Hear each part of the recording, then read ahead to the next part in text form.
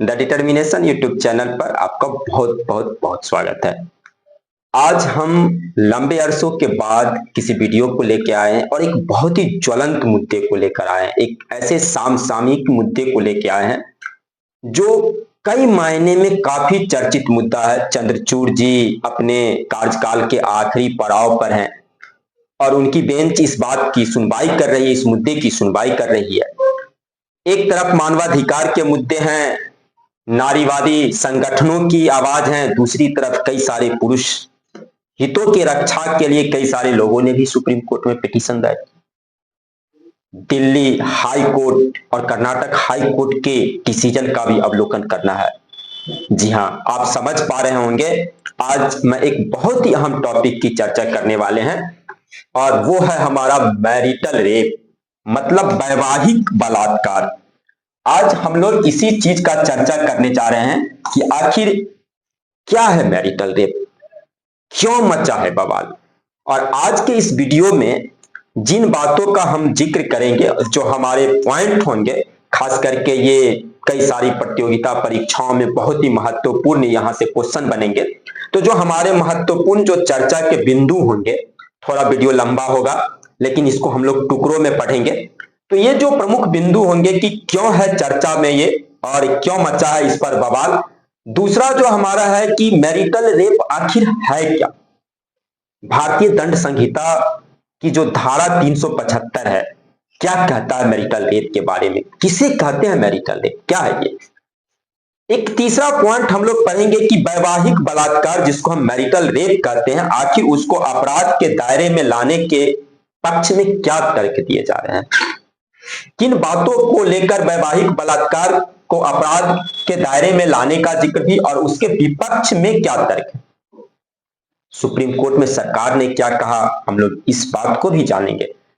तो सबसे पहले हम शुरू करते हैं, इस मुद्दे को थोड़ा सा ध्यान से समझने का प्रयास करेंगे क्योंकि मैं सारी चीजों को बहुत ही विस्तृत रूप में आज इस वीडियो में आप लोगों को बताऊंगा। मुझे उम्मीद है कि आप लोग इस वीडियो को देखने के बाद इस पूरे घटनाक्रम को बेहतर ढंग से जान पाइएगा। तो चलिए हम शुरू करते हैं इस चीज को, जो हमारा सबसे पहले हम आते हैं कि हालिया प्रसंग क्या है, क्यों हाल के दिनों में ये चर्चा में रहा है। तो आपको मालूम होगा कि केंद्र सरकार हाल के दिनों में सुप्रीम कोर्ट में चूंकि इस मुद्दे पर एक लंबी चौड़ी बहस हो रही है और उसमें जब सुप्रीम कोर्ट ने जवाब मांगा तो केंद्र सरकार की ओर से सॉलिसिटर जनरल ने जो जवाब दिया, उन्होंने साफ शब्दों में कहा कि वैवाहिक बलात्कार मैरिटल रेप को अपराध के दायरे में नहीं लाया जा सकता है। सरकार ने अपनी जवाब बिंदुवार ढंग से कई बातों को उसमें रखा है, लेकिन पहले हम इसके लब्बो लुहाब को समझने का प्रयास करते हैं कि सरकार ने सुप्रीम कोर्ट में मैरिटल रेप को अपराध के दायरे में लाने से साफ शब्दों में इनकार कर दिया है और कहा है कि इसे अपराध के दायरे में नहीं लाया जा सकता। पहले तो हम लोग बलात्कार को समझने का प्रयास करते हैं, फिर देखेंगे कि वैवाहिक बलात्कार क्या है, आखिर किस अपवाद को मैरिटल रेप के रूप में जाना जा रहा है, उसकी मैरिटल रेप की संज्ञा दी जा रही है। तो सबसे पहले हम लोग समझते हैं इंडियन पिनल कोड सेक्शन 375।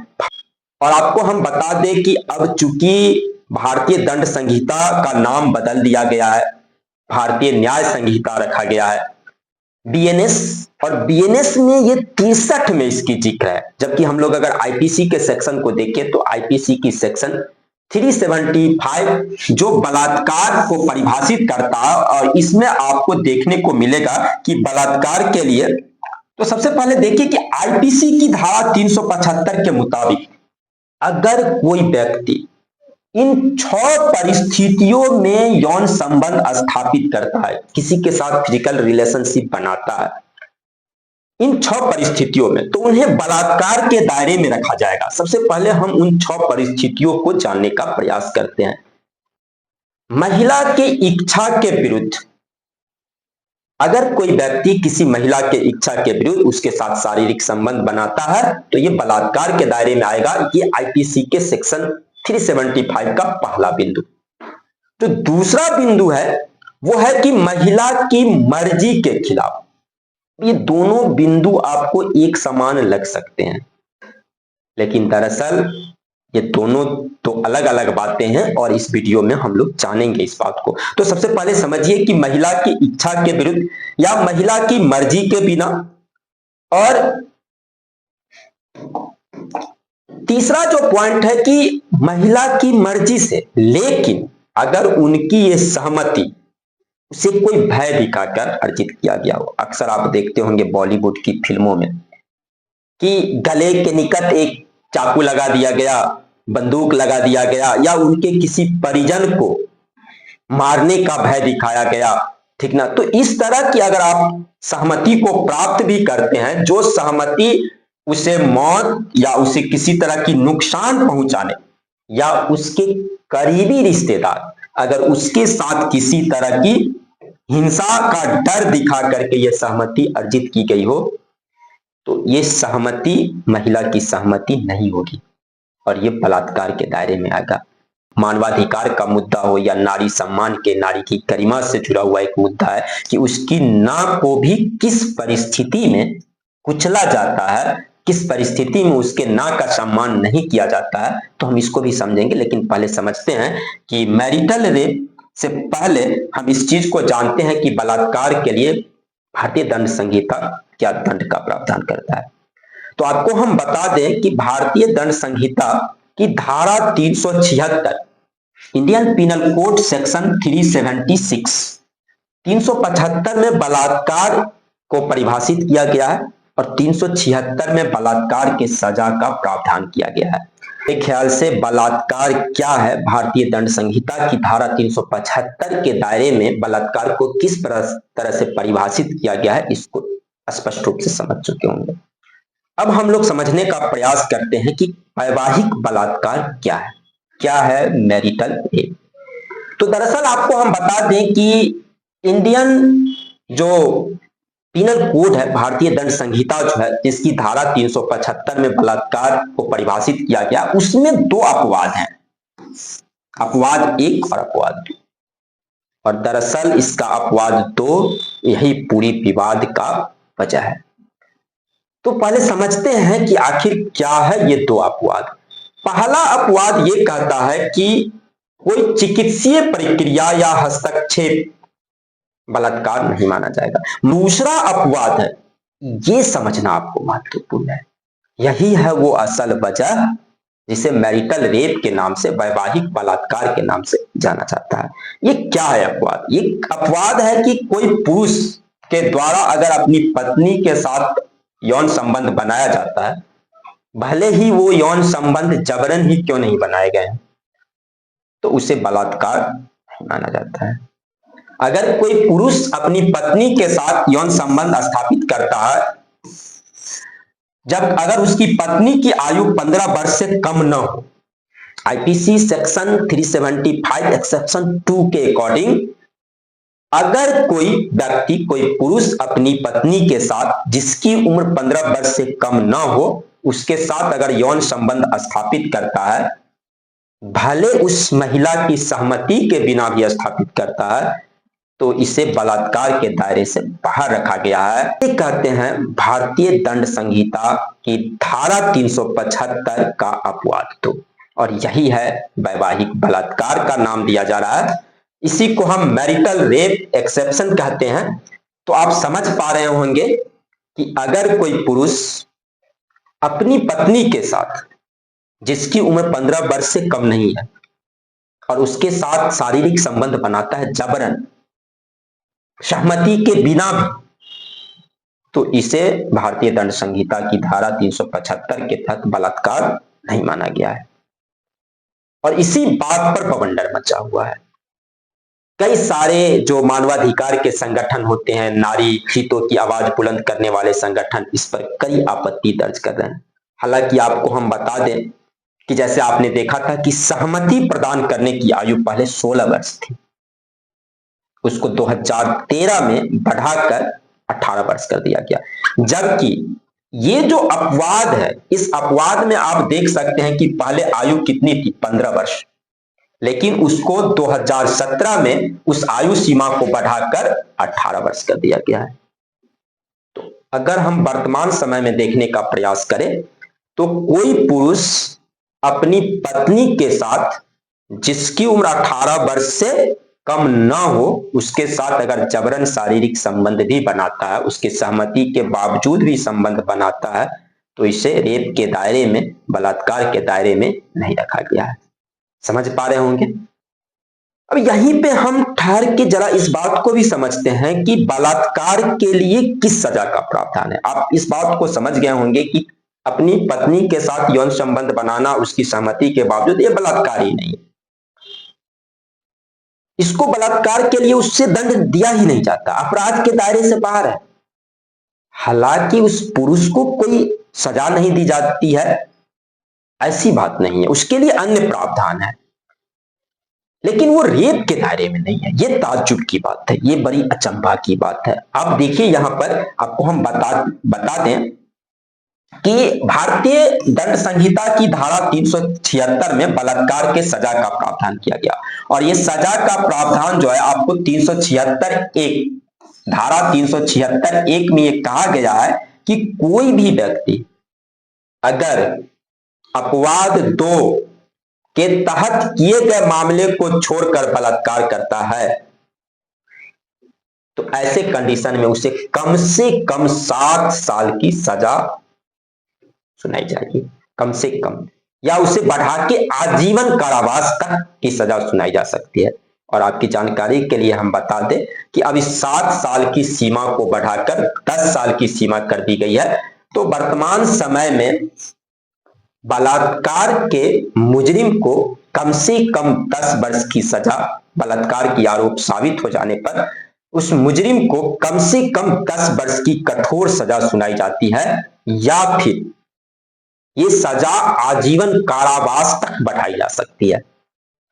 आजीवन कारावास का सीधा सा मतलब है कि उस व्यक्ति की शेष आयु, बची हुई जीवन जेल की सलाखों के पीछे ही कटेंगे।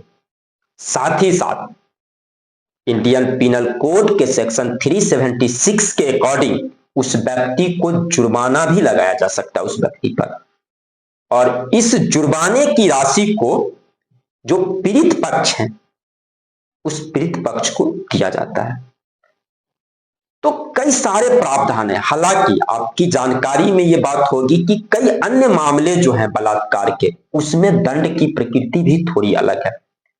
उन मामलों में फांसी तक हो सकती है, जैसे गैंग रेप की स्थिति में, सामूहिक बलात्कार की स्थिति में, या आप देखे होंगे पुलिस कस्टडी में कई बार इस तरह के जो खबर हैं वो आते रहते हैं, समाचार पत्रों में आपको देखने को मिलेंगे। काफी दुखदाई बात है, काफी पीड़ादायक है ये और शर्मनाक है, लेकिन फिर भी इस तरह की खबरें हमारे सामने आ जाती है कि पुलिस कस्टडी में बलात्कार होते हैं, या फिर किसी ऑफिस में बलात्कार होते हैं, निकट परिजन के द्वारा बलात्कार होते हैं।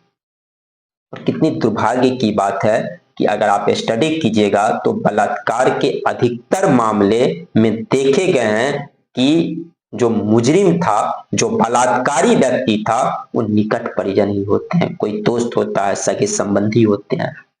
ये मैं नहीं कर रहा हूं, ये आंकड़े हैं। जब आप इन आंकड़ों का अध्ययन कीजिएगा तो बहुत ही दुखद ये वाकया है कि बलात्कार के आंकड़े स्पष्ट रूप से बताते हैं कि अधिकतर बलात्कार निकट परिजनों के द्वारा, दोस्त के द्वारा या जानने वालों के द्वारा ही किए जाते हैं। तो ऐसे कंडीशन में अगर बलात्कार होता है कि सामूहिक बलात्कार होता है, पुलिस कस्टडी में बलात्कार होता है, निकट परिजन के द्वारा बलात्कार होता है, या विभत्स ढंग से बलात्कार होती है, बलात्कार के बाद हत्या कर दी जाती है, तेजाब डाल दिए जाते हैं, जला दिए जाते हैं, अंग भंग किए जाते हैं, तो इस तरह के जो वाक्य हैं उसके लिए कठोर से कठोर सजा का प्रावधान किया गया है। आपको निर्भया कांड याद होगा। निर्भया कांड के बाद जो वर्मा समिति बनाई गई थी, उस वर्मा समिति के रिपोर्ट को पढ़िए। उसके बाद सरकार ने बलात्कार के कानून को थोड़ा और कड़ा किया और ऐसे बलात्कारियों को फांसी तक की सजा हो सकती है, उनके लिए कठोर से कठोर सजा का प्रावधान किया गया है। तो समझ पा रहे होंगे आप लोग कि बलात्कार क्या है और वैवाहिक बलात्कार किसे कहा जा रहा है, क्या है मैरिटल रेप। अब हम लोग आगे बढ़ते हैं। अब हम लोग समझने का प्रयास करते हैं कि आखिर सुप्रीम कोर्ट में जो सुनवाई चल रही है वो सुनवाई कैसे आया। मामला दिल्ली हाई कोर्ट का मसला, इसको समझना बहुत जरूरी है, क्योंकि सुप्रीम कोर्ट में अगर आप सुनवाई को देखेंगे तो कोई एक नहीं, कर्नाटक हाई कोर्ट के फैसले हैं, उसको उसके बिहाफ पर भी सुनवाई चल रही है। दिल्ली हाई कोर्ट का जो खंडित फैसला था उसको भी मेंशन किया गया इस केस में, या जो अन्य जो पक्षकार हैं उनकी याचिका को भी इसमें समाहित किया गया है। तो कई तरह की याचिकाओं को जोड़कर अब सुप्रीम कोर्ट में वैवाहिक बलात्कार पर चर्चा हो रही है। लेकिन जो दो अहम मसले हैं, एक दिल्ली हाई कोर्ट का मसला और एक कर्नाटक हाई कोर्ट का मसला, ये दोनों बहुत ही महत्वपूर्ण मसले हैं। तो हम जरा ठहर के इसको समझने का प्रयास करते हैं कि दिल्ली हाई कोर्ट का मसला क्या है।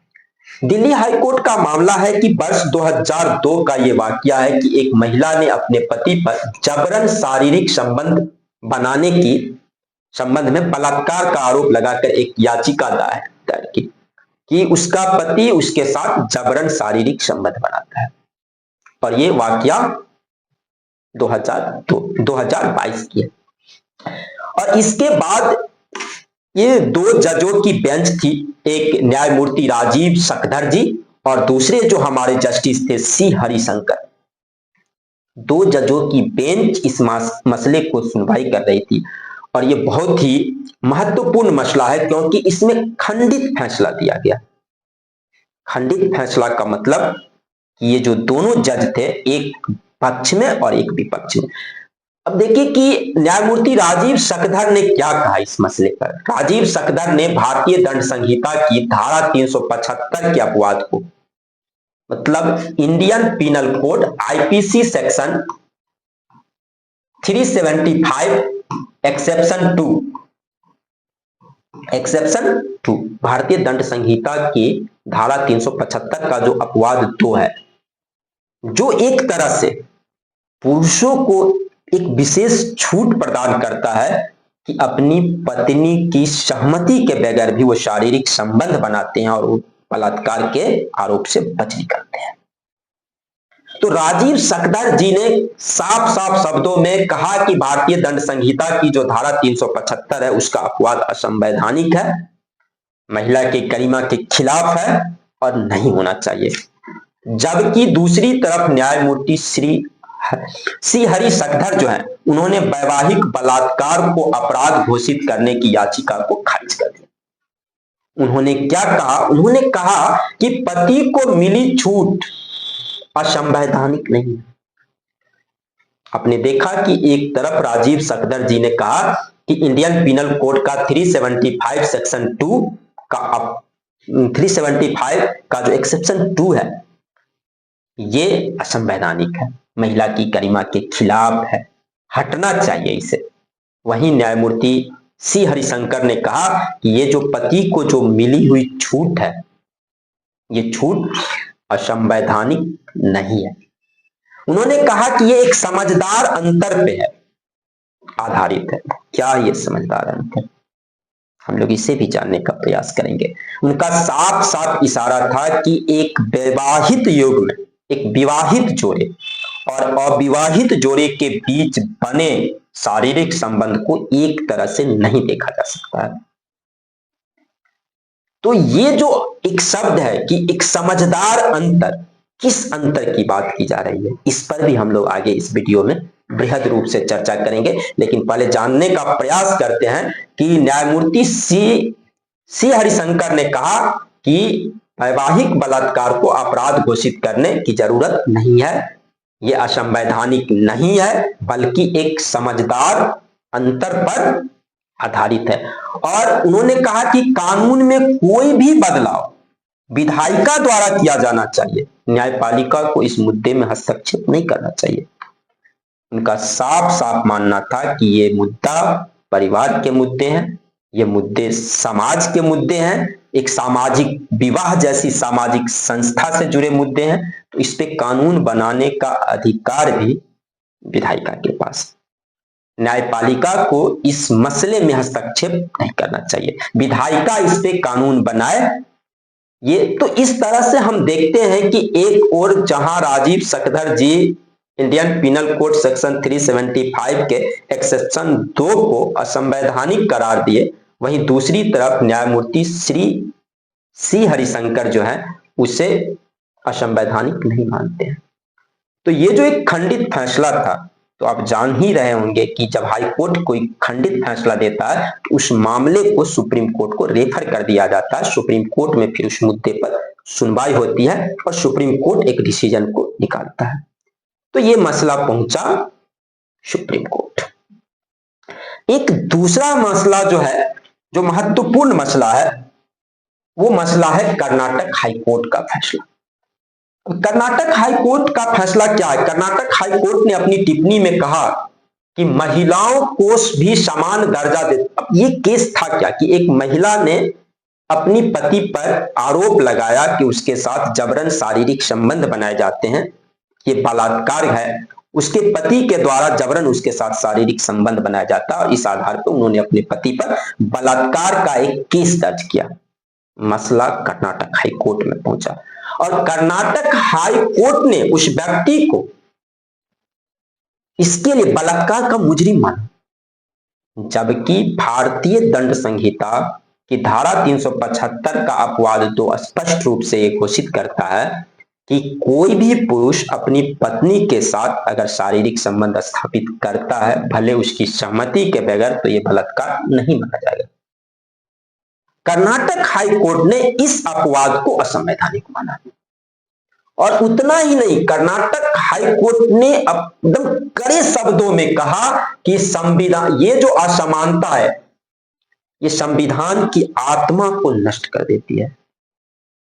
ये जो लैंगिक समानता की जब हम बात करते हैं, जब हम आर्टिकल 14 की बात करते हैं, संविधान की फंडामेंटल राइट आर्टिकल 14 की बात करते हैं, जब हम 15 की बात करते हैं, तो आपको लगेगा कि कहीं ना कहीं ये जो अपवाद है ये उसका अतिक्रमण करता है, खिलाफ है। और इसलिए कर्नाटक हाई कोर्ट ने धारा 375 आईपीसी सेक्शन 375 का जो सब क्लॉज 2 है, या आप कह सकते हैं उसका जो अपवाद 2 है, उस अपवाद को उन्होंने असंवैधानिक माना।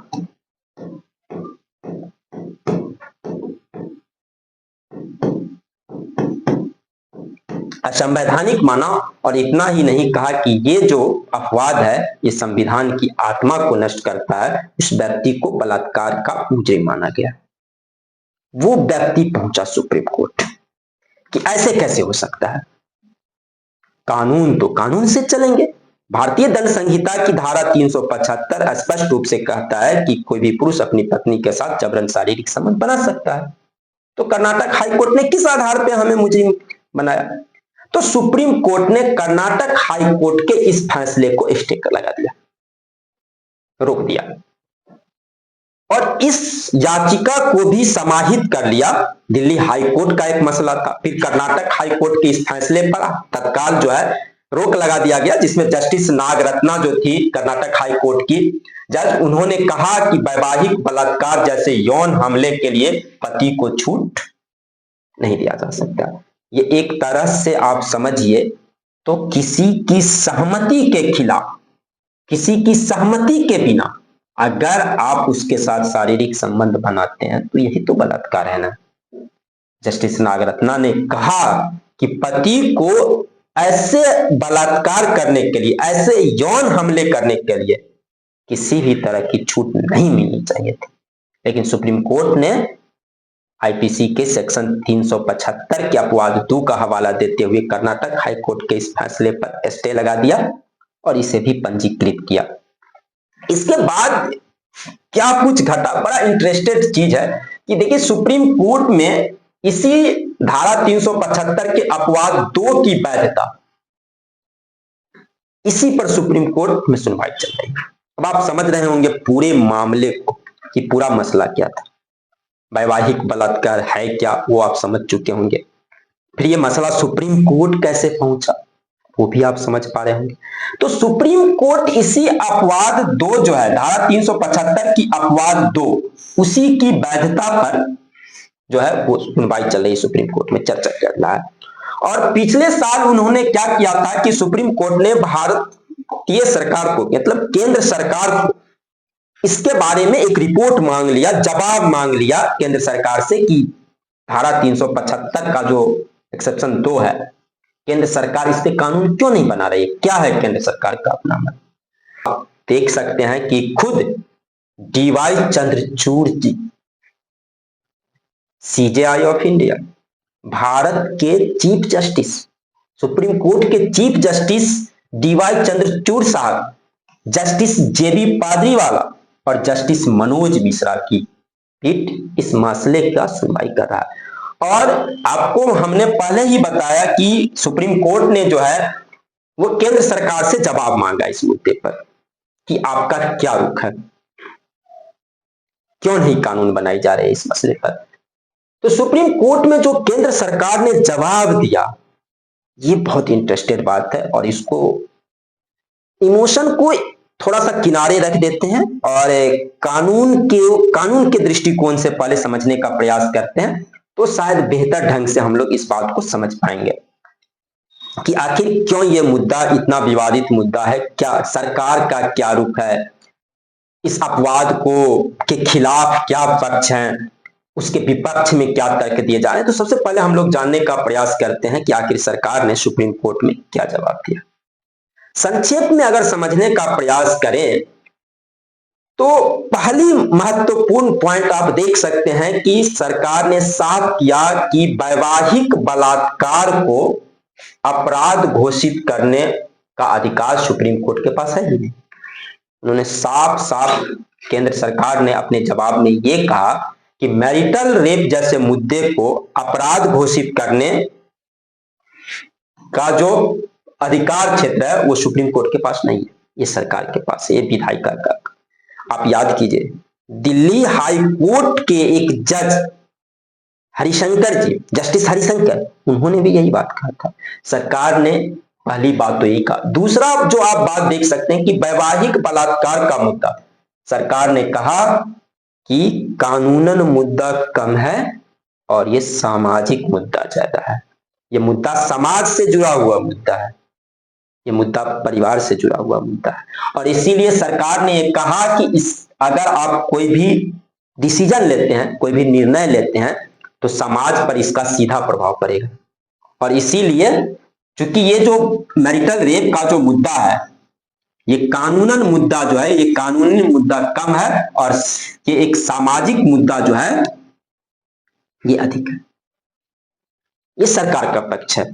इसके बाद सरकार ने ये कहा कि वैवाहिक संबंध जो होते हैं उसमें यौन संबंध की अपेक्षा की जाती है। मतलब सरकार ने साफ साफ शब्दों में कहा कि जब भी अगर आप विवाह संस्था की प्रकृति को देखें, मैं समाज शास्त्र का छात्र रहा हूं और अगर आप लोग समाज शास्त्र को पढ़े होंगे तो विवाह एक इंस्टीट्यूशन है, विवाह एक सामाजिक संस्था है। और अगर आप इस सामाजिक संस्था के उद्देश्यों को देखिएगा तो उसमें सबसे ऊपर का जो उद्देश्य है वो यही है, यौन संबंध की अपेक्षा यौन संबंध बनाने की स्वीकृति मिलती है। तो मतलब साफ है कि विवाह जैसा जो इंस्टीट्यूशंस है, विवाह एक ऐसी पारिवारिक संस्था है जिसमें यौन संबंध को सर्वोपरि रखा गया है। और साफ है कि पति और पत्नी लगातार एक दूसरे से यौन संबंध की अपेक्षा रख सकते हैं। हालांकि सरकार बचाव में यह भी कहा है कि इसका यह मतलब नहीं कि पत्नी की शरीर पर, पत्नी की संप्रभुता पर उसके पति का हक हो गया, उसकी स्वायत्तता खत्म हो गई, उसकी सहमति खत्म हो गई, ऐसा नहीं है।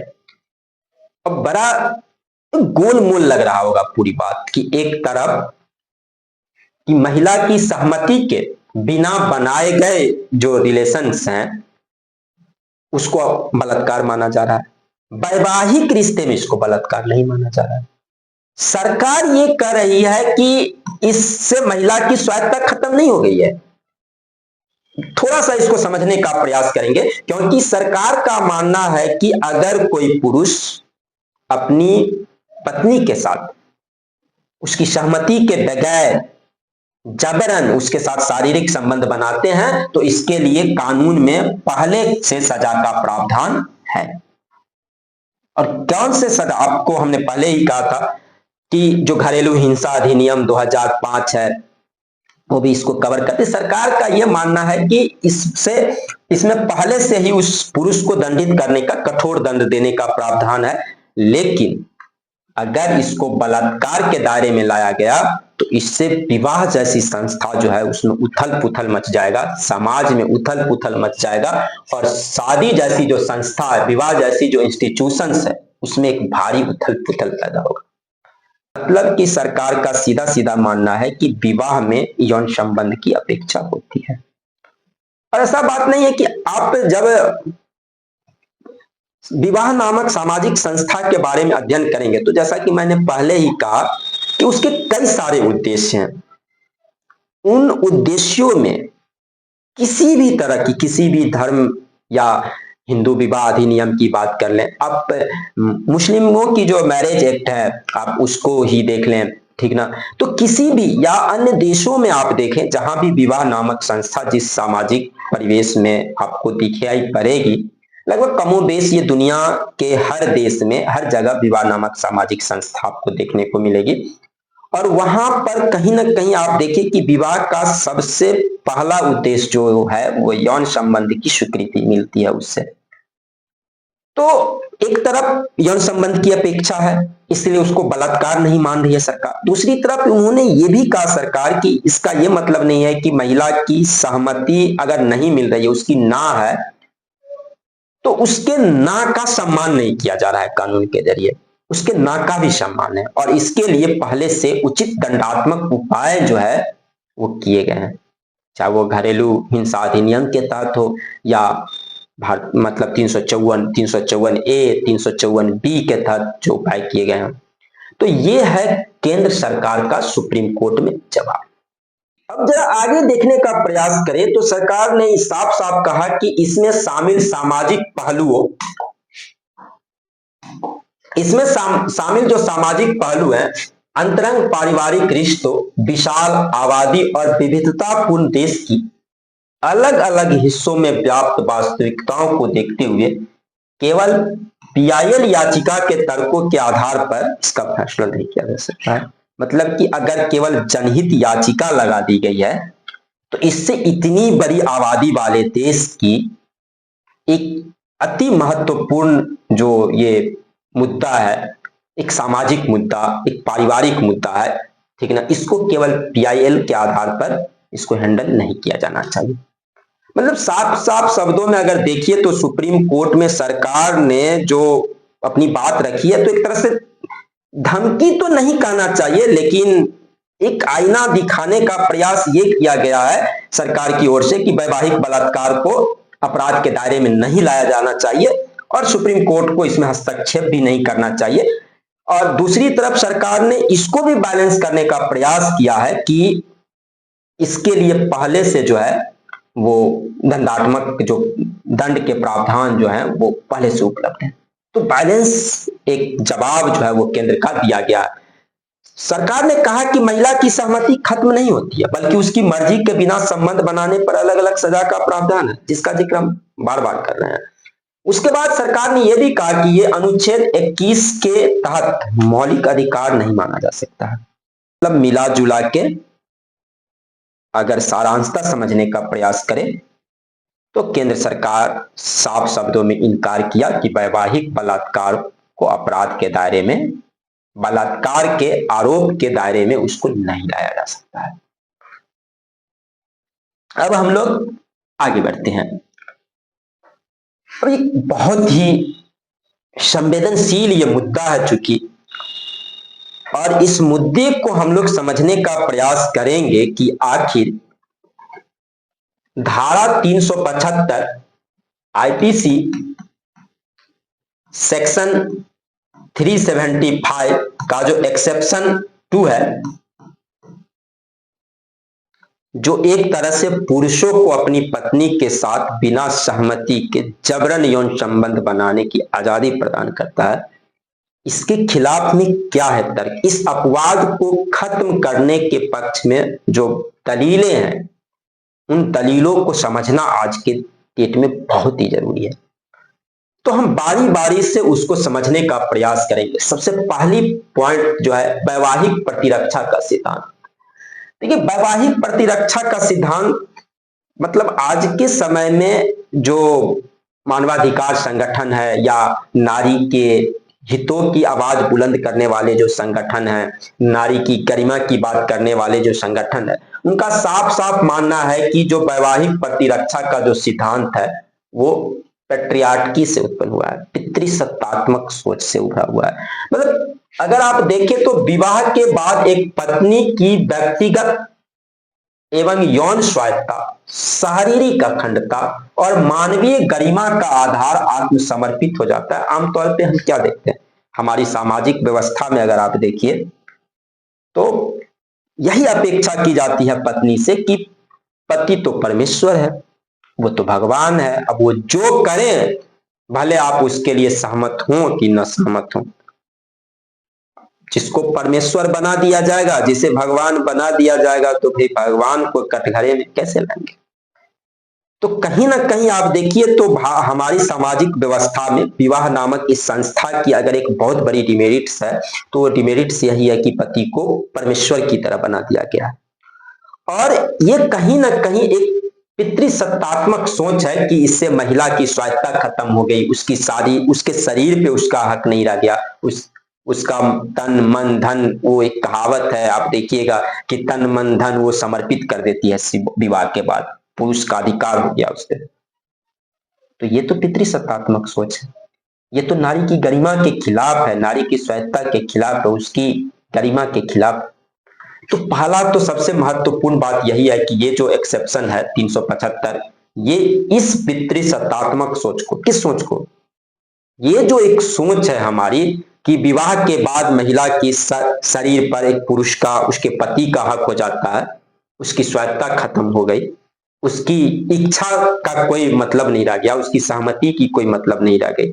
तो इस सोच के, इसी धारणा पर, इसी सोच को कायम रखता है, हटना चाहिए। आज के प्रगतिशील समाज में अगर आप देखेंगे तो इस तरह के पितृसत्तात्मक सोच वाले, ऐसी पितृसत्तात्मक धारणा को मजबूत बनाने वाले जो उपागम हैं, जो बुराइयां व्याप्त हैं, ये नहीं होनी चाहिए। एक दूसरा महत्वपूर्ण पॉइंट, पति आश्रय सिद्धांत। पति आश्रय सिद्धांत कमोबेश आप देखिएगा कि ये दोनों एक ही तरह के बात है, थोड़ा सा इसमें अंतर है कि जब 1860 के दशक में, अब भारत इंडियन पीनल कोड की अगर हम बात करें तो चूंकि भारतीय दंड संहिता जो है वो औपनिवेशिक काल में ही बन के तैयार हुए थे। 1860 में जब आईपीसी का मसौदा तैयार किया गया था, उस समय तक की स्थिति को अगर आप देखें तो क्या थी स्थिति, उस समय की अगर आप स्थिति को समझने का प्रयास करें तो महिला जो है उसे कानूनी रूप से एक स्वतंत्र इकाई नहीं माना जाता था। उस समय जब यह मसौदा तैयार किया गया आईपीसी का, तो वो जो विक्टोरियन युग की जो पितृसत्तात्मक मापदंड थे, उस पितृसत्तात्मक मापदंड के आधार पर ही आईपीसी बनाए गए। अब हम 21वीं सदी में जी रहे हैं, हम कब तक उस सोच को ढोते रहेंगे? क्या 1860 के दशक में जिस समय आईपीसी बनाई गई थी, उसका मसौदा तैयार किया जा रहा था, उस समय की जो सामाजिक स्थिति थी, उसमें जो महिलाओं की जिस तरह के मतलब कानूनी स्थिति थी, जो सामाजिक स्थिति थी, जो पारिवारिक स्थिति थी, क्या हम आज के इस 21वीं शताब्दी में भी उसी स्थिति को बरकरार रखना चाहते हैं? अगर नहीं तो आईपीसी की सेक्शन 375(2) का जो अपवाद 2 है उसे खत्म होना ही चाहिए। अगर हम आगे बढ़ते हैं तो एक बहुत ही महत्वपूर्ण तर्क है ये, इसको समझना बहुत जरूरी है कि अगर आप मैरिटल रेप की बात करते हैं, वैवाहिक बलात्कार की बात करते हैं, तो कई देशों में इसे अपराध की श्रेणी में रखा गया है। कई देशों में ही नहीं, अगर साफ साफ शब्दों में समझे तो विश्व के अधिकांश देशों में मैरिटल रेप को अपराध के श्रेणी में रखा गया। लेकिन भारत सहित विश्व के 34 देश ही मात्र ऐसे हैं जहां पर मैरिटल रेप को अपराध, बलात्कार नहीं माना जाता है। आप अगर इसको देखिए तो यूएन वुमेन्स 2011 की रिपोर्ट जो थी, उस रिपोर्ट के अनुसार दुनिया भर के 52 देश जो है वो अपने कानून में बदलाव किया और बदलाव करके मैरिटल रेप को जो है वो अपराध की श्रेणी में लाया। उन्होंने कहा कि नहीं, पुरुषों को यह छूट नहीं दिया जा सकता, अगर वो अपनी पत्नी के साथ जबरन शारीरिक संबंध बनाता है तो बलात्कार माना जाएगा। ये 2011 की रिपोर्ट है, ठीक ना। यूएन वुमेन्स 2011 की रिपोर्ट जो था उसमें दुनिया भर के 52 देश ने ऐसा किया। जबकि अगर हाल के दिनों में आप देखेंगे तो लगभग, अगर आप यूएन वुमेन्स 2022 की रिपोर्ट को देखिए तो 2022 की रिपोर्ट में लगभग 154 देश ने मैरिटल रेप को अपराध के दायरे में लाया है। 2011 में 52 देश और 2022 में मात्र 11 साल में आप देख पा रहे होंगे कि ये आंकड़ा छलांग मार के 52 से 154 पे आया है। तो विश्व के सभी देश जब एक तरफ इस बात को मान रहे हैं, स्वीकार कर रहे हैं कि मैरिटल रेप अपराध है, बलात्कार है, तो हमारे देश में इस अपवाद को बनाए रखने के लिए क्यों इतना तावलापन दिखाया जाता है? आखिर इसे क्यों नहीं अपराध के दायरे में लाया जा रहा है? क्या दुनिया के अन्य सारे देश मूर्ख हैं? ऐसी बात तो भी तो नहीं है। अब देखिए, रूस, सोवियत संघ 1922 में मैरिटल रेप को अपराध घोषित करने वाला पहला देश बना था, 1922 में। और उसके बाद आप देखिएगा 1932 में पोलैंड ने इसको अपराध बना दिया, ठीक ना। ब्रिटेन ने 1991 में आके, बहुत ज्यादा समय नहीं गुजरा है, 1991 में मैरिटल रेप को, जिस ब्रिटेन के औपनिवेशिक काल में, जिस ब्रिटिश दासता के समय आईपीसी बन के तैयार हुआ, भारतीय दंड संहिता बन के तैयार हुआ, उसने अपने देश में मैरिटल रेप को अपराध के दायरे में ला लिया, लेकिन हम आज तक नहीं ला पाए। अब समझिए इस बात को कि जिस अंग्रेजों के समय में, जिस औपनिवेशिक काल में, जिस अंग्रेजी दासता के समय भारतीय दंड संहिता बनती है, उस देश ने अपने यहां 1991 में मैरिटल रेप को अपराध के दायरे में ला लिया, लेकिन हम आज तक उस अपवाद को ढोए जा रहे हैं, उसे मैरिटल रेप के दायरे में नहीं ला रहे हैं, उसे बलात्कार नहीं मान रहे, उसे अपराध नहीं मान रहे हैं। तो ये जो आप एक तरह से देख रहे हैं कि विश्व के अधिकांश देशों में मैरिटल रेप को अपराध बनाया गया है, तो ये भी एक महत्वपूर्ण और मजबूत तर्क है कि अब भारतीय दंड संहिता की धारा 375 के अपवाद 2 को खत्म कर देना चाहिए, इसे असंवैधानिक मानना चाहिए और इसे रेप के दायरे में लाना चाहिए। इसके लिए सजा का, जो बलात्कार का जो सजा है, उसको उस दायरे में लाना चाहिए। अगर हम अगला महत्वपूर्ण पॉइंट को देखें तो आईपीसी की सेक्शन 375 की मूल भावना के खिलाफ। अब देखिए कि इंडियन पिनल कोड का जो 375 है, वो 375 क्या है? महिलाओं की गरिमा के लिए ही है ना, कि अगर किसी महिला के साथ बलपूर्वक या उसकी सहमति के बगैर, डर दिखाकर, भय दिखाकर, किसी भी तरह उसके साथ उसकी इच्छा, उसकी सहमति के विरुद्ध अगर उसके साथ शारीरिक संबंध बनाए जाते हैं तो ये बलात्कार है। यही तो है आईपीसी का सेक्शन 375, यही तो है 375 ही धारा। लेकिन जब हम 375 में 375 2 को जबरन डाल देते हैं तो इसकी क्या प्रासंगिकता रह गई? तो ये तो मूल भावना के खिलाफ है। मतलब आईपीसी की जो 375 की जो मूल भावना है, बलात्कार को रोकना, किसी महिला की गरिमा, उसके सम्मान, उसकी सहमति, उसकी स्वायत्तता का ख्याल रख पाना, उसको सम्मान दे पाना, मतलब समानता के अधिकार को सुनिश्चित कर पाना, भेदभाव को समाप्त कर पाना, इन सारी चीजों के लिए ही ना 375 लाते हैं, लेकिन जब 375 के अपवाद 2 को आप देखते हैं तब तो ये अपवाद 2 और 375 की मूल भावना ये एक दूसरे के बिल्कुल अगेंस्ट है। क्यों? अगर आप देखिए, अगर कोई अविवाहित लड़की है, कोई अविवाहित महिला है, अगर उसके साथ बलात्कार या एक शादीशुदा महिला के साथ बलात्कार हो, तो क्या दोनों परिणाम में कोई अंतर है क्या? परिणाम तो एक ही है। बलात्कार तो वहां भी हो रहा है, बलात्कार यहां भी हो रहा है। मेरा तो स्पष्ट मानना है कि यहाँ पे ज्यादा भयावह स्थिति है, क्योंकि वहां पर प्रतिरोध तो करने की स्थिति में है महिला, प्रतिशोध तो कर रही है, लेकिन विवाह नामक संस्था के भीतर पति के द्वारा जिस तरह से, मतलब अगर उसको हम ये छूट प्रदान करते हैं, तब तो ये घर के भीतर की बात है जहां पे वो इसका विरोध भी नहीं कर पाती है। तो एक तरह से धारा 375(2) जो है, ये अपवाद 2 जो है, वो इसकी मूल भावना के भी खिलाफ है। और उस समय की सामाजिक परिस्थिति के अकॉर्डिंग अगर इसको डाल भी दिया गया, तो अब इस 21वीं शताब्दी में जहां हम महिला सम्मान की मुद्दे की बात करते हैं, मानवाधिकार के मसलों की बात करते हैं, तो 375(2) को समाप्त करने चाहिए, क्योंकि ये दोनों एक दूसरे के विपरीत है। क्योंकि विवाह संस्था के भीतर, जैसा कि मैंने बताया, विवाह संस्था के भीतर तो और भयावह स्थिति है, क्योंकि वो विरोध भी नहीं कर पाती है, कहां जाएगी वो। दूसरी बात आप देखिए कि वो आर्थिक रूप से भी, अगर हम भारतीय सामाजिक परिवेश में जाकर देखें तो कितनी महिलाएं हैं जो आर्थिक रूप से आत्मनिर्भर है, कमी है। और अगर आर्थिक रूप से भी वो आत्मनिर्भर नहीं है तो वो कैसे इस लड़ाई को लड़ेगी? तो उनकी स्थिति तो और भयावह है।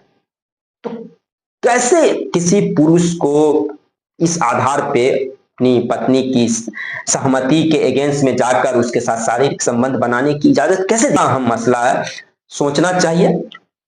देखिए, पांचवा जो एक महत्वपूर्ण पॉइंट है कि आर्टिकल 21 जो है 21, अनुच्छेद 21 का उल्लंघन सर्वोच्च न्यायालय द्वारा की गई व्याख्या के अनुसार, देखिए संविधान के अनुच्छेद 21 में निहित अधिकारों में स्वास्थ्य, गोपनीयता, गरिमा, मतलब क्या? अगर आप अनुच्छेद 21 को देखिए आज के डेट में, तो अनुच्छेद 21 में 35-36 अधिकार हैं जिसको मौलिक अधिकार बनाया गया है। शुद्ध पेयजल प्राप्त करने का अधिकार, इंटरनेट प्राप्त करने का अधिकार, अपनी पसंद की जीवन साथी चुनने का अधिकार, विदेश जाने का अधिकार, गरिमापूर्ण ढंग से जीवन जीने का अधिकार, उन तमाम बातों को जो किसी व्यक्ति की गरिमा से जुड़ा हुआ बात है, उसको आर्टिकल 21 के तहत लाया गया है। और उस आर्टिकल 21 में जिन अधिकारों को मौलिक अधिकार बनाया गया, उसकी लिस्ट दिन प्रतिदिन लंबी होती चली जा रही है, उससे व्यक्ति की गरिमा से जोड़कर देखा जा रहा है। और अगर आप देखें 375(2) को, अगर आप मैरिटल रेप को देखते हैं, तो ये अनुच्छेद 21 का सीधा सीधा उल्लंघन है, क्योंकि ये महिला की गरिमा के खिलाफ, उसकी स्वायत्तता के खिलाफ, उसकी इच्छा के खिलाफ है। और ऐसे कंडीशन में ये भी एक महत्वपूर्ण तर्क है कि वैवाहिक बलात्कार के इस अपवाद को खत्म करने की दिशा में आगे बढ़ना चाहिए। अगर हम आगे देखें तो अनुच्छेद 14 भारतीय संविधान की भाग 3, मैंने हर बार इस बात का जिक्र किया कि भाग 3 को भारतीय संविधान का मैग्ना कार्टा कहा जाता है, क्योंकि व्यक्ति को दिए गए अधिकार है राज्य के विरुद्ध। और उसकी प्रकृति भी अगर आप देखिएगा कि जो फंडामेंटल राइट्स होते हैं वो राज्य के खिलाफ ही है, वो अधिकार जो व्यक्ति को दिए गए हैं। और आप जब 6 मौलिक अधिकारों की बात करते हैं, जब आप समता समानता की बात करते हैं, आप उसमें देखे होंगे कि 14 से 18 तक जो मौलिक अधिकार है, तो उसकी आर्टिकल 14 को देखिए तो अनुच्छेद 14 का भी उल्लंघन करता है, क्योंकि वैवाहिक बलात्कार भारतीय संविधान के अकॉर्डिंग जो समानता का अधिकार है, आप तो 2 वर्ग बना दिए। महिला, मतलब कि अगर आप देखेंगे तो महिला के 2 वर्ग बना दिए आपने, एक विवाहित महिला और एक अविवाहित महिला,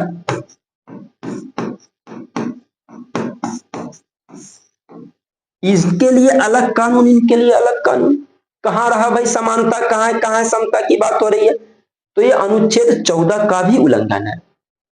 विवाहित महिलाओं की सुरक्षा बहुत बड़ा मसला है। देखने को ये एक छोटा सा बिंदु जरूर आपको लग सकता है, लेकिन आप सोचिए कि अगर घर के भीतर जिसके साथ अमानवीय कृत्य हो रहे हैं, एक तरह से आप समझिए कि जिसको आप बलात्कार के दायरे से बाहर, अगर घर के चार दीवारी के अंदर बलात्कार हो रहे हैं और इसको अपराध के दायरे में नहीं लाया जा रहा है, तो स्पष्ट रूप से इससे विवाहित महिलाओं की सुरक्षा खतरे में पड़ती है। जब इसको इस अपवाद को हटाकर जब इसे अपराध के दायरे में लाया जाएगा, तो इससे विवाहित महिलाओं को एक तरह से सुरक्षा मिलेगी, वो अपनी आवाज को बुलंदी के साथ रख पाएगी। आपको एक आंकड़े, अगर आप कुछ आंकड़े को देखिए तो बहुत सारे ऐसे आंकड़े मिलेंगे आपको, जिसमें आप देखिएगा विश्व में, चाहे आप भारतीय परिप्रेक्ष्य में भी देखें, कि महिलाएं जो है वो मैरिटल रेप के आरोप लगाते हैं। अब भारतीय समाज में जहां पे महिलाएं खुलकर अपनी बात नहीं रख पाती है, वहां पर इस तरह की बात हो रही। ऐसे आप उन मसलों को देखिए, उन मुद्दों को देखिए जो सामने आ ही नहीं पाते हैं, जो बोल ही नहीं पाते इस बात को, लेकिन वो उसको जी रहे हैं। तो जब अगर इसको हटाया जाएगा 375 के 2 को, तो ये निश्चित रूप से विवाहित महिलाओं को सुरक्षा प्रदान करेगी और उस विवाहित महिलाओं को अपनी आवाज बुलंद करने का मौका मिल पाएगा। एक और महत्वपूर्ण बात कि आप देखे होंगे कि जो दिल्ली का निर्भया कांड था, बहुत ही चर्चित रेप कांड था, कभी मौका मिलेगा तो हम उस पर चर्चा करेंगे। तो उसके बाद जस्टिस वर्मा के नेतृत्व में एक समिति बनाई गई थी, और जस्टिस वर्मा समिति जो बनाई गई थी, उन्होंने जब अपना रिपोर्ट प्रस्तुत किया था, तो उस रिपोर्ट में भी इस बात का जिक्र किया गया था कि मतलब बलात्कार की जो धारा 375 का अपवाद जो है उसको खत्म किया जाना चाहिए और अब मैरिटल रेप को अपराध के दायरे में लाया जाना चाहिए। हालांकि वर्मा समिति की कई सारी अनुशंसाओं को सरकार लागू करती है, रेप के कानून को कठोर बनाए जाते हैं, बहुत सारे व्यापक बदलाव आते हैं बलात्कार के कानून के दायरे में, लेकिन वर्मा समिति का जो एक सिफारिश था कि मैरिटल रेप को अपराध के दायरे में लाया जाए, इस बात को सरकार उस समय भी नहीं मानती है। तो एक बहुत महत्वपूर्ण तर्क है कि वर्मा समिति ने जब अपनी रिपोर्ट में इस बात को अनुशंसा किया था कि मैरिटल रेप को अपराध के दायरे में लाया जाना चाहिए, तो अब तक क्यों नहीं लाया गया इस बात को। तो ये थे आपको महत्वपूर्ण वो बिंदु जिससे हम देख पाते हैं कि मैरिटल रेप को क्यों नहीं अब अपराध के दायरे में लाना चाहिए, धारा 375 के अपवाद 2 को क्यों नहीं खत्म कर देना चाहिए। अगर आगे हम लोग देखें तो एक और महत्वपूर्ण जो तर्क है कि अगर आप महिला शोषण के आंकड़े की बात करें, तो महिला शोषण के जो भयावह आंकड़े हैं, नेशनल हेल्थ एंड फैमिली सर्वे जो है उसके द्वारा जो आंकड़े जुटाए गए थे 2015-16 में, करीब 5.4% औरतों ने मैरिटल रेप की शिकायत की थी। ये हाल की आपको आंकड़ा है, आप देखिए कि 2015-16 का नेशनल हेल्थ एंड फैमिली सर्वे जो है उसके 2015-16 का आंकड़ा जो है उसमें 5.4% महिलाओं ने मैरिटल रेप की शिकायत की थी। मैंने पहले भी कहा, अब आप सोचिए कि भारत जैसे देश में जहां पे महिलाएं खुलकर अपनी बात रख नहीं पाती है, अगर आप देखेंगे तो ये आंकड़े वास्तव में कितने भयावह होंगे।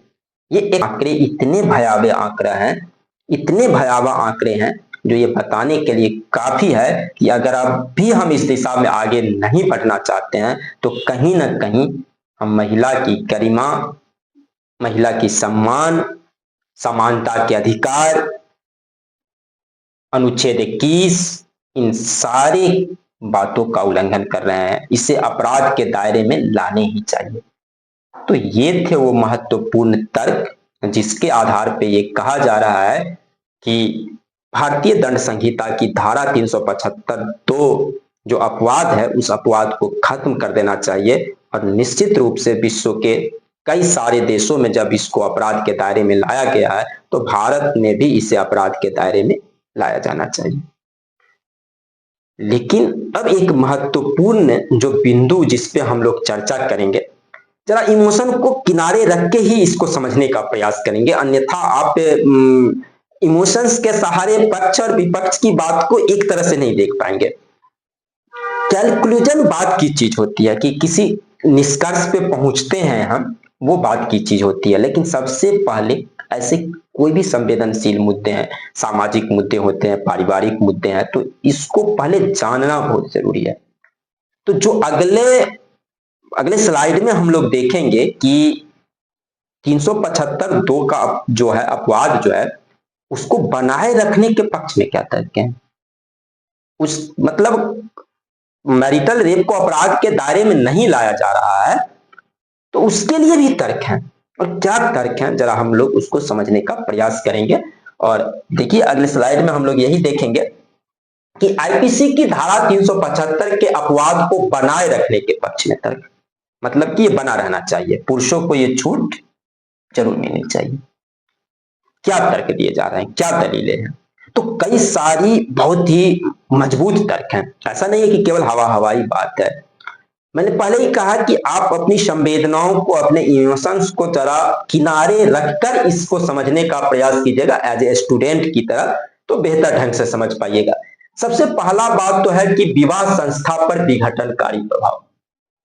अगर आप देखिए तो सबसे मजबूत जो तर्क है वो यही दिया जा रहा है कि अगर भारतीय दंड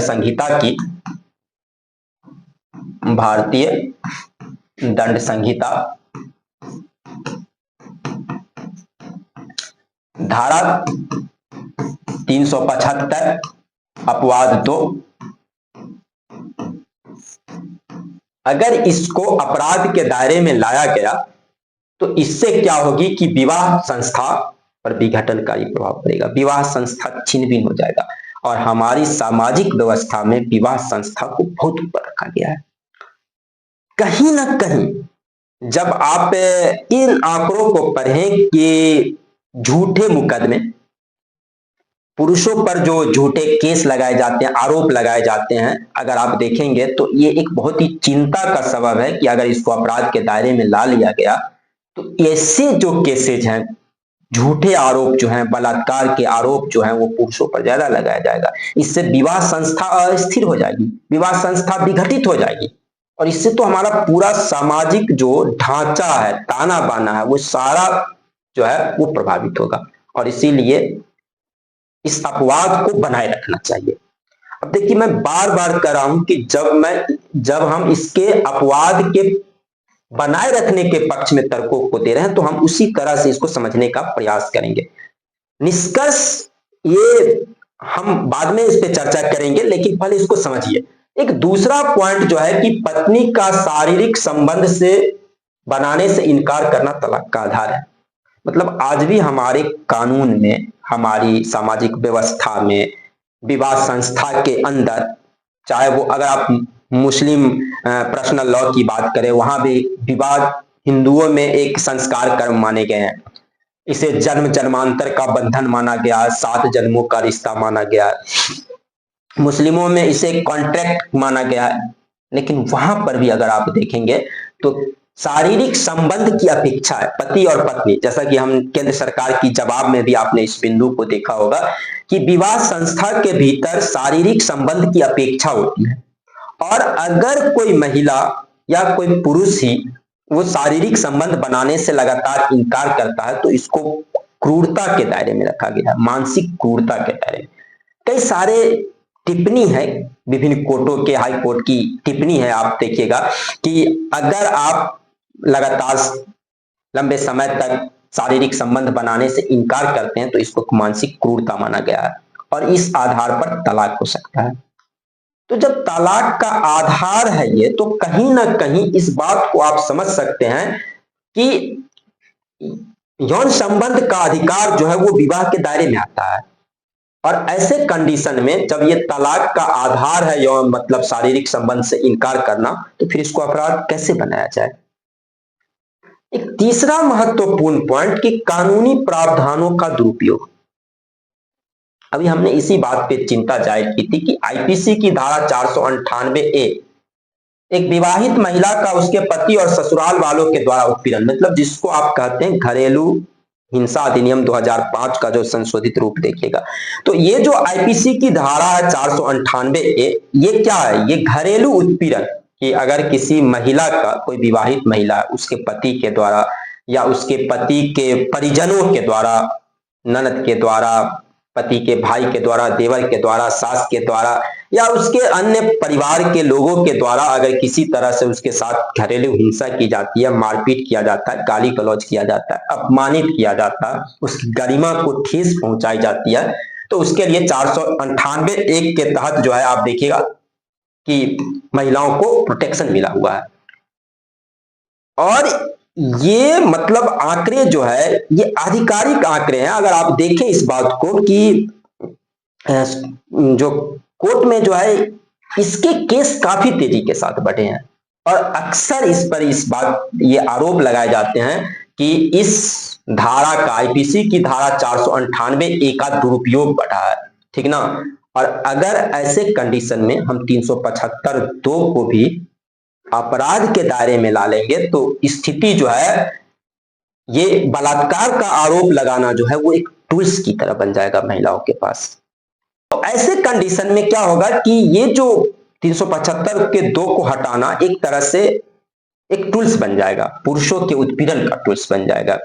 हालांकि मैं ये नहीं कह रहा हूं कि पुरुषों को महिलाओं को अपमानित करने का, महिलाओं के साथ जबरन संबंध बनाने का एक टूल्स बना रहना चाहिए, लेकिन जब आप इसके विपक्ष में तर्कों को समझना चाह रहे हैं तो मैं बार बार यही कहूंगा कि इन तर्कों को आपको विवाह संस्था के परिप्रेक्ष्य में, कानून के परिप्रेक्ष्य में, समाज के परिप्रेक्ष्य में, समाज पर उसके प्रभाव के परिप्रेक्ष्य में ही समझना होगा, तभी हम इसके सर्वांगीण पक्ष को जान पाएंगे।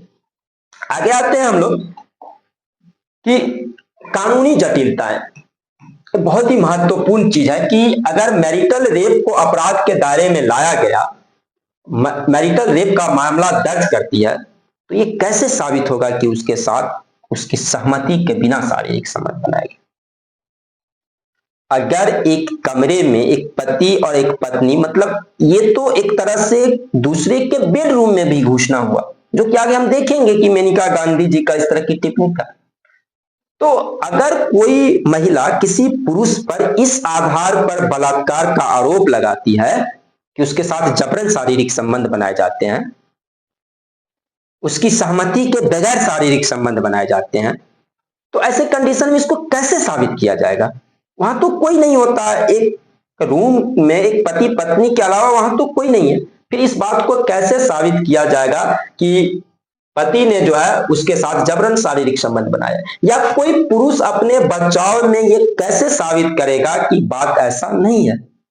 अगर इस अपवाद को खत्म कर दिया जाए तो ऐसे कंडीशन में, अब देखिए इस संबंध में मेनका गांधी ने कहा था, मैंने मेनका गांधी जी के ही बयान को कोट किया था कि मेनका गांधी जी ने कहा था कि यह बहुत उलझा हुआ मसला है, मैरिटल रेप का मसला बहुत उलझा हुआ मसला है, इसके जरिए एक तरह से लोगों के बेडरूम में दाखिल हो रहे हैं, इसलिए इस पर बहुत ही गरिमा दृढ़ता पूर्वक विचार करना होगा और तब काम करना होगा।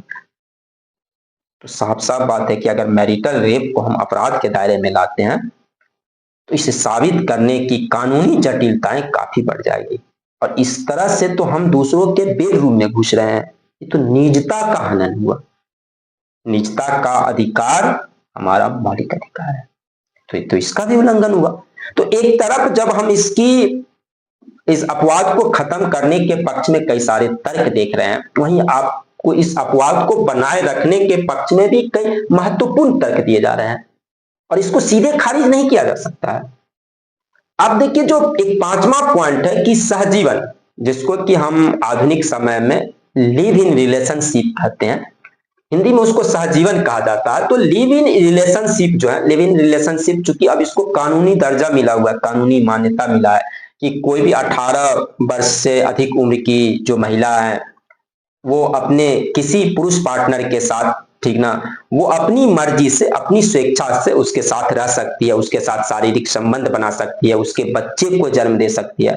यहां तक कि लिव इन रिलेशनशिप में रहने वाली जो महिलाएं हैं उनके बच्चों को भी सामान्य शादीशुदा दंपति के बच्चों की तरह अधिकार प्रदान किए गए हैं, बहुत सारे अधिकार उनको भी प्रदान किए गए हैं। तो ऐसे कंडीशन में जहां पे कि भारतीय कानून लिव इन रिलेशनशिप को आजादी प्रदान करता, लिव इन रिलेशनशिप को अब मान्यता प्रदान करता, उस रिलेशनशिप में जन्म लेने वाले बच्चों को भी सामान्य शादीशुदा दंपति की तरह जन्म लेने वाले बच्चों के समान अधिकार प्रदान करता है, तो चिंता की बात यह है कि ऐसे जोड़ों में मैरिटल रेप की स्थिति क्या होगी? वहां पे तो शादी नहीं है। अगर कल को हो के वो आरोप लगाया जाता है कि मेरे साथ जबरन या मेरे साथ बिना सहमति का शारीरिक संबंध बनाया जा रहा है, तो उस स्थिति में, लिव इन रिलेशनशिप की स्थिति में क्या परिस्थिति बनेगी? तो सोचने की बात है। छत्तीसगढ़ हाई कोर्ट की फैसले को मैंने शुरू में ही कहा था कि छत्तीसगढ़ हाई कोर्ट ने एक मामले में सुनवाई के दौरान साफ साफ कहा कि पति के द्वारा अपनी कानूनी रूप से विवाहित पत्नी के साथ यौन संबंध या यौन क्रिया बलात्कार नहीं है। ये मैं नहीं कर रहा हूं, ये छत्तीसगढ़ हाई कोर्ट की टिप्पणी है कि छत्तीसगढ़ हाई कोर्ट ने साफ साफ, हाल के दिनों की एक घटना है, आप जाके इसको सर्च करेंगे, ये साफ शब्दों में कहा कि विवाहित पत्नी के साथ यौन क्रिया बलात्कार नहीं माना जाएगा, भले ही ये यौन क्रिया जबरन या बलपूर्वक या उसके इच्छा के विरुद्ध हो। हालांकि कोर्ट ने अप्राकृतिक रूप से शारीरिक संबंध बनाना, जो अप्राकृतिक शारीरिक संबंध बनाए जाते हैं, उसके लिए उन्होंने उस व्यक्ति के खिलाफ जो है आरोप 377 के तहत, जो अप्राकृतिक यौन संबंध है, उस अप्राकृतिक यौन संबंध के लिए 377 के तहत मामला दर्ज किया। लेकिन साफ साफ शब्दों में छत्तीसगढ़ हाई कोर्ट ने यह कहा कि अगर पुरुष अपनी पत्नी के साथ बलपूर्वक उसकी इच्छा के खिलाफ, उसकी सहमति के बिना शारीरिक संबंध बनाता है तो यह बलात्कार नहीं माना जाएगा। अब आगे देखते हैं, आगे बढ़ते हैं हम लोग कि ये एक तर्क जो कि आपने देखा था कि दुनिया के कई सारे देशों में, लगभग 150 से अधिक देशों में मैरिटल रेप को अपराध के दायरे में लाया गया है। तो ये तर्क दिया जा रहा है, तो फिर भारत जैसे देश में क्यों नहीं मैरिटल रेप को अपराध के दायरे में लाया जा रहा है? तो उसके खिलाफ में, उसके काउंटर में आप कह सकते हैं कि यह तर्क है कि बाहरी देशों के लिए जो विचार है, जरूरी नहीं है कि वो हर स्थिति में हमारे देश के लिए भी सही हो। और ऐसा ये नहीं है कि बहुत बड़े बड़े लोग, आपको हम बताएं यहां पर कि सुप्रीम कोर्ट के पूर्व चीफ जस्टिस दीपक मिश्रा जी का एक बयान है, 2019 का बयान है, जो CJI chief justice of India, supreme Court के चीफ जस्टिस थे दीपक मिश्रा जी, उन्होंने केरल में एक सोसाइटी लॉ के द्वारा जो एक परिवर्तनशील संवैधानिकता पर एक कॉन्फ्रेंस आयोजित की गई थी, उसके उद्घाटन समारोह में ये बोल रहे थे। 2019 का वाक्य है, और उन्होंने साफ शब्दों में मैरिटल रेप या वैवाहिक बलात्कार को अपराध की श्रेणी में नहीं रखना चाहिए, उन्होंने ये बात को कहा था। सुप्रीम कोर्ट के एक मुख्य न्यायाधीश ऐसा बोल रहे हैं कि इसे अपराध के दायरे में नहीं रखना चाहिए, क्योंकि उन्होंने ये साफ कहा कि बाहरी देशों से लिए गए विचार हमेशा सही हो, ये जरूरी नहीं है। और कहीं ना कहीं आप देखेंगे तो वेस्टर्न कल्चर या बाहर की दुनिया, कहीं ना कहीं अगर आप देखेंगे तो बाहर की दुनिया से लिए गए वो तमाम विचार सही हो जाए, ऐसा बिल्कुल भी नहीं है। और दीपक मिश्रा इसी चीज की ओर इंगित करते हुए उन्होंने कहा था कि बाहरी देशों से लिए गए विचार हमेशा सही हो या हमारी सामाजिक व्यवस्था में भी सही हो, ये जरूरी नहीं है, ठीक ना। और अगर इस पर कानून बनाती है विधायिका, तो इसके लिए राज्यों की अनुमोदन भी चाहिए होगा। तो केंद्र सरकार ने राज्यों का मंतव्य भी मांगा राज्यों से कि आप क्या कहते हैं इस मुद्दे पर, और आप चौंक जाएंगे कि 19 राज्य जो अपना जवाब भेजे थे मैरिटल रेप के मुद्दे पर, ये 19 राज्य, उसमें से दिल्ली, त्रिपुरा और कर्नाटक, ये 3 राज्य, दिल्ली, त्रिपुरा और कर्नाटक, मात्र यही वो 3 राज्य थे जो मैरिटल रेप को अपराध के दायरे में लाने के पक्ष में जवाब दिया। उन्होंने कहा कि धारा 375 के अपवाद 2 को खत्म कर देना चाहिए, यह संवैधानिक है और उसे कानून के दायरे में लाना चाहिए। जबकि अगर आप बात करें तो 10 राज्य ऐसा थे जो चाहते थे कि इस अपवाद को बनाए रखे जाए। 19 राज्यों की बात कर रहे हैं। इन 19 राज्यों में 3 राज्य जिन्होंने कहा कि 375 के 2 को समाप्त करना चाहिए, जबकि 10 राज्य ये कहते हैं कि इसको बनाए रखना चाहिए। 6 राज्यों ने 6 राज्य जो था इन्होंने कोई स्पष्ट जवाब नहीं दिया।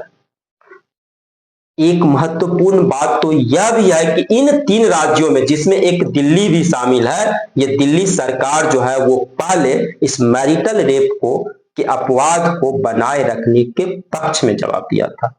हालांकि इस बार उन्होंने मैरिटल रेप को अपराध के दायरे में लाने के लिए अपना जवाब दिया है। तो ये भी जब राज्य नहीं चाह रहे हैं, ये राज्यों का मंतव्य है। आपने सुप्रीम कोर्ट के पूर्व चीफ जस्टिस दीपक मिश्रा के बयान को समझा, आपने मेनका गांधी के बयान को देखा, तो कई सारे ऐसे तर्क हैं, मजबूत तर्क, जिसके सहारे हम कह सकते हैं कि बलात्कार को, मतलब मैरिटल रेप को अपराध के दायरे में लाने की जरूरत नहीं है। अब आप देखिए, राष्ट्रीय महिला आयोग, महिला और बाल विकास मंत्रालय का मंतव्य। अब आप सोच के देखिए कि राष्ट्रीय महिला आयोग की जवाब को सुनिए। राष्ट्रीय महिला आयोग किस लिए गठित की गई है? महिलाओं की आवाज को रखने के लिए, महिलाओं की स्थिति में सुधार के लिए, महिलाओं की गरिमा के लिए आवाज उठाने के लिए। राष्ट्रीय महिला आयोग का काम ही महिलाओं के पक्ष में बातों को रखना है। लेकिन इस संदर्भ में राष्ट्रीय महिला आयोग जैसी संस्था ने भी और बाल विकास मंत्रालय ने भी कहा है कि अपवाद बनी रहनी चाहिए। मतलब मैरिटल रेप को रेप के दायरे में, बलात्कार के दायरे में, अपराध के दायरे में नहीं लाया जाना चाहिए। ये मैं नहीं बोल रहा हूं, फिर ये महिला आयोग का मंतव्य है। राष्ट्रीय महिला आयोग 2022 की उनकी रिपोर्ट जो है, उसके ये 3 महत्वपूर्ण बिंदु को अगर आप समझिए तो उन्होंने कहा है कि क्यों रहना चाहिए 375 का अपवाद 2 जो है वो क्यों बना रहना चाहिए। तो इसमें पहली बात, जो विवाहित महिला को अविवाहित महिला के बराबर नहीं माना जा सकता है। राष्ट्रीय महिला आयोग ने साफ शब्दों में,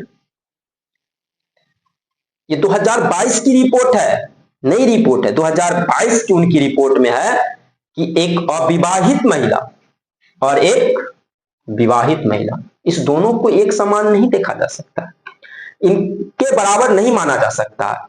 दूसरा जो तर्क है कि जो अगर कोई महिला है, उन्होंने संबंध बनाने से, यौन संबंध बनाने से इनकार किया, उनकी इच्छा नहीं या सहमति के खिलाफ अगर कोई पुरुष, उसका पति उसके साथ यौन संबंध स्थापित करता है, तो इसके लिए पहले से वैकल्पिक प्रावधान मौजूद है, जो हमने शुरू में ही देखा था। और तीसरी महत्वपूर्ण बात कि दंडात्मक उपायों से पत्नी और आश्रित बच्चों के लिए दरिद्रता और आवारागर्दी हो सकती है। आप इस शब्द की गंभीरता को समझ पा रहे होंगे। आवारागर्दी जैसे शब्द हैं कि अगर 375 के अपवाद 2 को, Indian penal code section 375 exception 2 को समाप्त कर दिया जाए, तो ऐसे कंडीशन में ये महिलाओं की आवारागर्दी, उसके आश्रित बच्चों की दरिद्रता और आवारागर्दी इसमें शामिल हो सकती है। और कमोबेश यही बात केंद्र सरकार ने भी अपनी जवाब में कहा है। तो ये राष्ट्रीय महिला आयोग का मंतव्य है कि 375 2 को बनाए रखना चाहिए। अब आप देखिए विधि आयोग का मंतव्य देखिए, आखिर विधि आयोग क्या कहता है इस बात। विधि आयोग की 2000 की जो 172वीं रिपोर्ट था, उस रिपोर्ट में यह कहा गया था कि इस बात से संतुष्ट नहीं है कि वैवाहिक बलात्कार के अपवाद को समाप्त करने की सिफारिश की जानी चाहिए, क्योंकि यह वैवाहिक रिश्ते में अत्यधिक हस्तक्षेप हो सकता है।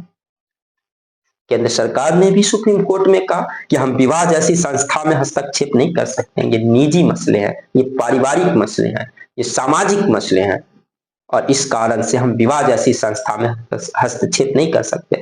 और भारत की जो विधि आयोग है उनका भी यही मानना है कि विधि आयोग ने भी ये कहा कि अगर वैवाहिक बलात्कार के अपवाद को समाप्त करने की सिफारिश की जाती है तो ये एक तरह से वैवाहिक रिश्ते में हस्तक्षेप होगा, विवाह नामक संस्था पर इसका प्रतिकूल प्रभाव पड़ेगा।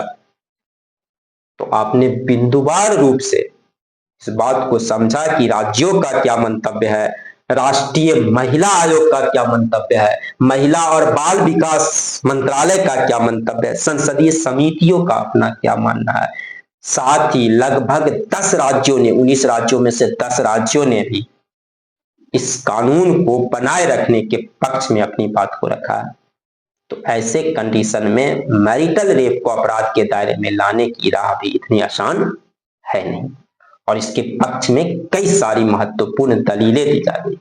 हम आगे बढ़ते हैं, जरा अब हम समझते हैं, निष्कर्ष पे आते हैं, क्योंकि सबसे विवादास्पद पहलू इसका यही है इस पूरे मुद्दे का कि जहां एक और मैरिटल रेप का मुद्दा महिला सम्मान से जुड़ा मुद्दा है, महिला की गरिमा का मुद्दा है, महिला की स्वायत्तता का मुद्दा है, ये घरेलू हिंसा का मसला है।